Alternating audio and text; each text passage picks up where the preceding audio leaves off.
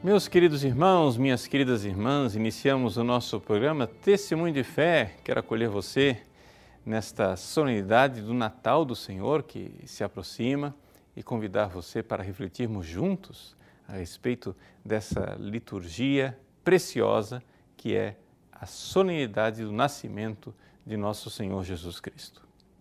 Aqui quem fala é o Padre Paulo Ricardo e quero mesmo que você, nestes próximos minutos, tenha um momento de se encontrar com a Palavra de Deus, com a graça de Deus de forma eficaz, através dessa nossa meditação. Bom, em primeiro lugar, é uma grande graça de Deus que a gente possa celebrar o Natal num domingo. Não é sempre que acontece isso. Neste ano coincidiu que nós temos o Natal no domingo e, portanto, temos aí o programa Testemunho de Fé, né, dedicado à liturgia do Natal. Então, vamos aproveitar essa ocasião para fazer uma reflexão substancial a respeito da liturgia de Natal. Por quê? Porque a Igreja, ela celebra o Natal e, na realidade, uma missa é muito pouco para celebrar o Natal. Então a Igreja coloca 3 missas para celebrar o Natal, porque são os 3 nascimentos do Verbo, os 3 nascimentos da Palavra eterna de Deus, que é exatamente o que nós celebramos em cada Natal. 3 missas diferentes: a missa da noite, a missa da aurora e a missa do dia. Então, pouca gente sabe disso, mas no Natal do Senhor, todos os sacerdotes, até mesmo aqueles que não estão nas paróquias e não têm nenhuma necessidade de repetir missas, né? Todos os sacerdotes podem celebrar 3 missas no dia de Natal. Essa é a primeira coisa que talvez precise esclarecer um pouco para as pessoas que não conhecem o direito canônico. Ou seja, pelo Código de Direito Canônico, o padre só pode celebrar uma missa por dia. Por razões pastorais, o bispo pode dar permissão ao sacerdote de celebrar 2 missas no dia de semana e 3 missas nos dias de preceito, ou seja, domingo e festas de guarda. Então, aqui, infelizmente no Brasil, porque pela falta de sacerdotes, a gente está bem acostumado com a ideia de que o padre celebra mais de uma missa por dia.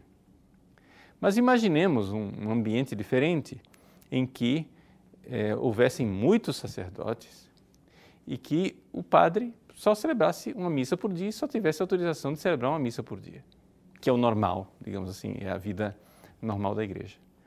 Então o padre passa, né, o ano inteiro celebrando uma missa por dia. De repente, no Natal do Senhor, a igreja dá autorização ao padre de celebrar 3 missas e mesmo de forma privada, o padre pode celebrar essas 3 missas com 3 textos diferentes.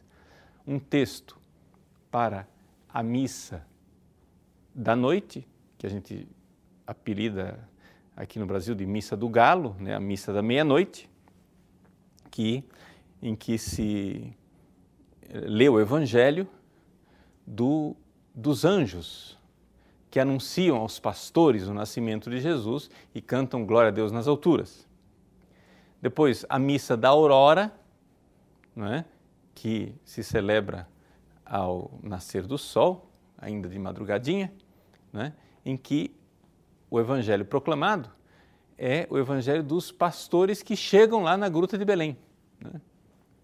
E, finalmente, a chamada missa do dia de Natal, em que se proclama o prólogo de São João, aquela página belíssima, né? No princípio era o Verbo, e o Verbo estava junto de Deus, e o Verbo era Deus. Pois bem, são essas 3 missas, 3 liturgias diferentes. E, como eu disse, essas 3 liturgias, elas significam os 3 nascimentos do Verbo. Quais são os 3 nascimentos da Palavra de Deus? Primeiro, é evidente, vamos começar cronologicamente, depois a gente aplica nas missas, mas vamos lembrar que o Verbo eterno, ou seja, o Filho de Deus, a segunda pessoa da Santíssima Trindade, foi gerada desde toda a eternidade, né, no seio do Pai. Então lá, na eternidade, Deus é Pai que gera um Filho e gera eternamente. Esse Filho sempre existiu, mas ao mesmo tempo a Igreja professa a fé de que ele é gerado pelo Pai no mistério da eternidade, antes mesmo que o mundo existisse. Esse é o primeiro nascimento. O segundo nascimento é o nascimento aqui, no mundo, na encarnação, em que o Filho de Deus se faz homem e nasce da Virgem Maria. Esses dois nascimentos são bastante óbvios, mas existe um terceiro nascimento que é esquecido. É o nascimento da Palavra de Deus nas nossas almas, quando nós recebemos o Cristo na fé. E são esses três nascimentos que são celebrados na liturgia de Natal. O nascimento eterno, junto do Pai, o nascimento temporal, na Virgem Maria, e o nascimento espiritual em nossas almas. Esses são os três nascimentos contemplados por cada uma das missas. Bom, então vamos agora passar os textos das três missas para que a gente então possa meditar um pouco a respeito desses três nascimentos. Começamos com a missa da noite, a missa da meia-noite, ou missa do galo. A liturgia, ela proclama o Evangelho de São Lucas, em que os anjos aparecem aos pastores e cantam, digamos assim, pela primeira vez, o hino do Glória. Trata-se do Evangelho de Lucas, capítulo 2, versículos de 1 a 14. Glória a Deus nas alturas.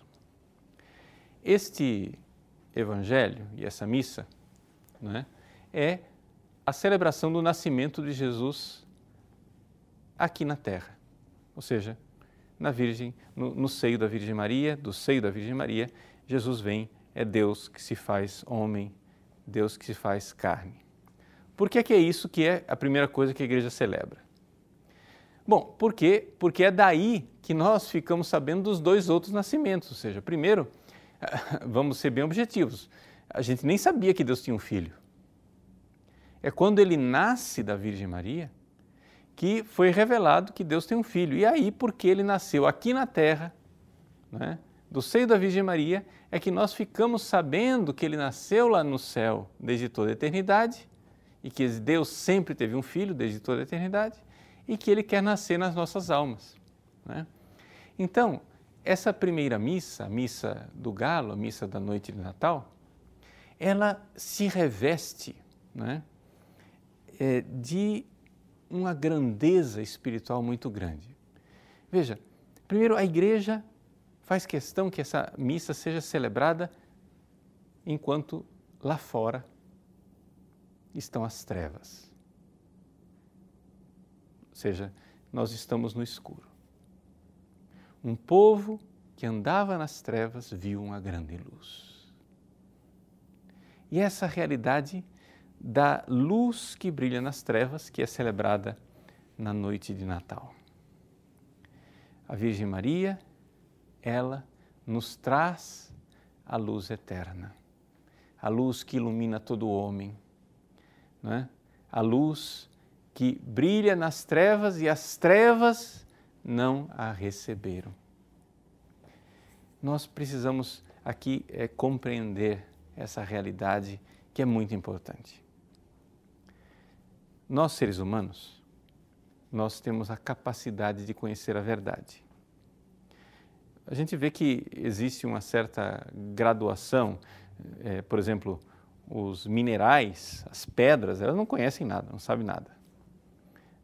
Portanto, ali nós podemos dizer que os minerais estão nas trevas completas. Já os vegetais, eles recebem uma influência da luz.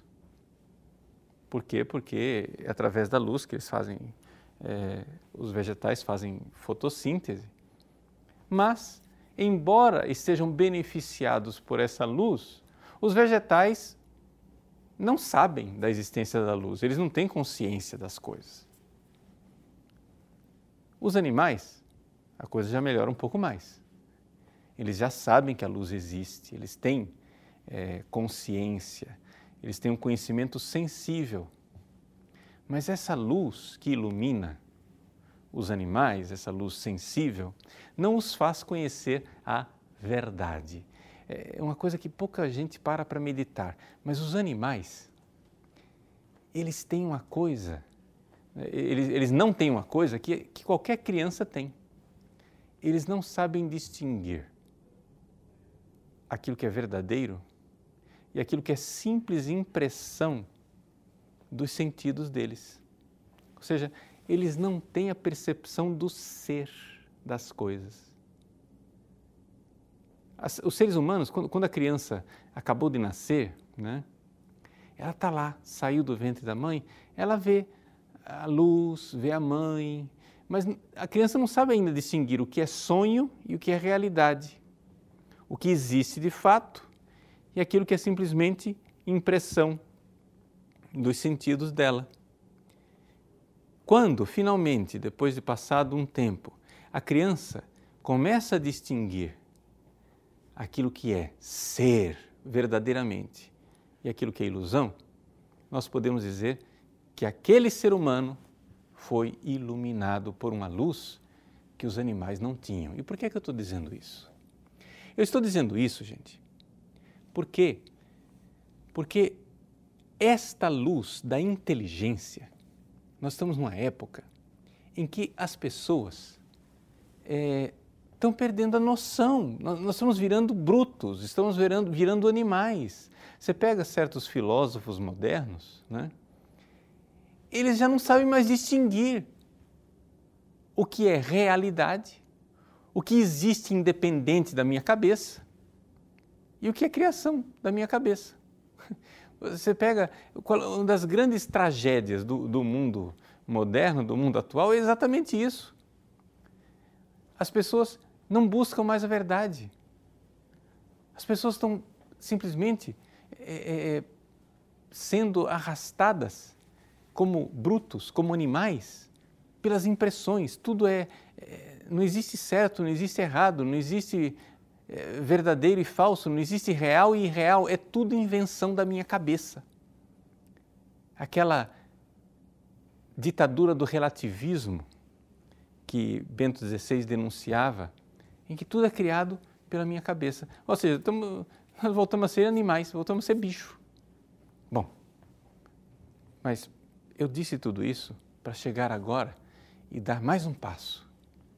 E o passo é o seguinte: existem os minerais que não têm acesso nenhum à luz, os vegetais que se beneficiam da luz, mas não sabem que ela existe. Os animais sabem que a luz existe, mas ainda não conhecem a verdade. O ser humano tem inteligência, já começa a conhecer a verdade. Mas os cristãos, que receberam a luz eterna de Deus, que é o Cristo nascido em nossas almas, têm acesso a algo que não está nem nos minerais, nem nos vegetais, nem nos animais e nem no ser puramente humano. Nós temos a luz da graça. Não é? Ele veio para os seus. E é aqui, nessa realidade, que Jesus nasce na noite de Natal e é anunciado pelos anjos. Glória a Deus nas alturas e paz na terra aos homens de boa vontade, aos homens que aceitam esse amor de Deus de boa vontade e esses homens mesmo que são amados pela boa vontade de Deus. Ali é anunciado o nascimento do Cristo. E aí vem a segunda missa, a missa da aurora. A missa da aurora, os pastores que receberam aquela notícia e ficaram deslumbrados, né? Eles acorrem até a Gruta de Belém. Né? Acontece na prática aquele hino que a gente canta, né? O adeste fideles, né? Vinde, fiéis, adeste fideles, leti triunfantes, venite ad Bethlehem, né? Vamos, fiéis, vamos alegres e triunfantes, vamos para Belém. Né? Vocês irão ver nascido o Rei dos Anjos. Natum videte regem angelorum, venite adoremos. Vamos então adorar. Meus queridos, na missa da aurora, nós vemos o milagre maravilhoso da fé que nasce na alma dos fiéis. Na noite de Natal, Jesus nasce de Maria. Na aurora, quando os pastores chegam a Belém e chegam à gruta, eles veem aquela criança deitada na manjedoura, a criança lhes sorri, a criança abre seus bracinhos e eles creem. A alma deles é iluminada. O Verbo nasce na alma daqueles pastores. Aqueles pobres pastores das redondezas de Belém somos todos nós. Somos a humanidade que caminhava nas trevas. Somos a humanidade que jazia na sombra da morte. Somos a humanidade sem fé. Somos a humanidade sem luz. Os pastores vão até Belém e ali encontram o sentido de nossas vidas. A palavra de Deus nasce em nosso coração. E é isso que dá sentido à celebração do Natal. Se o Cristo não nascer em nossos corações, na fé, não haverá Natal. Não há verdadeira celebração de Natal. Por quê? Porque é verdade, ele nasceu de fato, no tempo do seio da Virgem Maria. É verdade, ele nasceu de fato, na eternidade, no seio do Eterno Pai. Mas nada disso chega até nós, se nós não tivermos fé. E se ele não nascer verdadeiramente em nossos corações, espiritualmente. E essa é a missa da aurora. Os pastores que vão até o Cristo em Belém, encontram o menino envolto em faixas e ali fazem sua profissão de fé. Essa é a missa da aurora. E finalmente, a missa do dia. A missa do dia tem esta página do Evangelho fantástica que é o prólogo de São João. No princípio era o Verbo, e o Verbo estava junto de Deus e o Verbo era Deus. A palavra verbo não deve nos espantar, né? Verbo quer dizer simplesmente palavra de Deus com P maiúsculo, né? Mas, para ficar mais claro, nós estamos falando aqui do Filho do Eterno Pai. O versículo 18 de São João nos diz com mais clareza quem é esta palavra, né? O versículo diz assim, que ninguém jamais viu a Deus, mas o Deus Filho que está na intimidade do Pai, no seio do Pai, né? Ele nos deu a conhecer este Pai. Então, veja, o versículo 18 do Evangelho de São João nos fala desta realidade eterna do Filho que está no seio do Pai. A palavra seio aqui, né, é uma das traduções possíveis. Em alguns lugares você vai encontrar a palavra intimidade do Pai. No fundo, a palavra que está lá, no original grego, é a palavra kolpos, que quer dizer o peito. Assim, do mesmo jeito que o próprio Evangelho de João, mais tarde, narrando a última ceia, vai nos falar de que São João, o discípulo amado, se reclinou no peito de Jesus. Então aqui, no prólogo, no início, São João nos escreve esta revelação magnífica, que o Filho, lá na eternidade, está voltado para o peito do Pai. Vive esta intimidade, este amor eterno. É evidente que esse Filho sempre existiu, ele não teve início, mas foi gerado desde toda a eternidade. É um grande mistério para nós. Ao celebrar essas 3 missas, a Igreja quer adorar esse mistério extraordinário do Deus Trindade.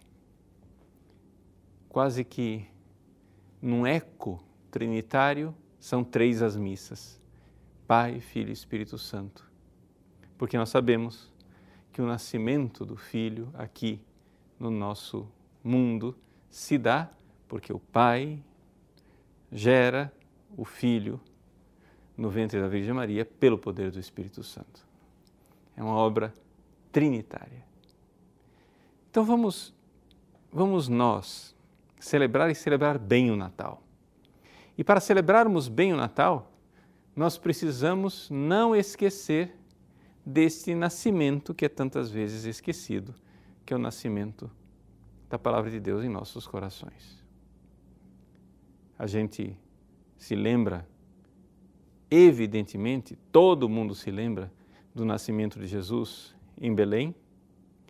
Alguns poucos se lembram do nascimento eterno do Filho junto do Pai, porém, quase ninguém se lembra desse nascimento que é, para a nossa salvação, o mais importante, o fato de que eu preciso viver o Natal. E é aí que, nesse sentido, a celebração do Natal deixa de ser a comemoração de uma coisa que aconteceu no passado, há mais de 2000 anos atrás, em Belém, ou de algo que aconteceu na eternidade, e começa a ser algo que nós estamos celebrando hoje, em 2016. De fato, eu posso celebrar de verdade o nascimento de Cristo em minha alma. E como é que acontece esse nascimento? É só uma metáfora, é uma comparação, é uma coisa? Não. Vamos entender. O Cristo, ou seja, Deus que se fez homem, nasceu da Virgem Maria, Ele quer tocar a minha alma.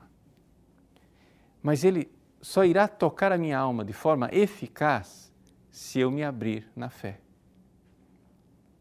E é este o grande mistério que aconteceu no coração dos pastores naquela noite bendita.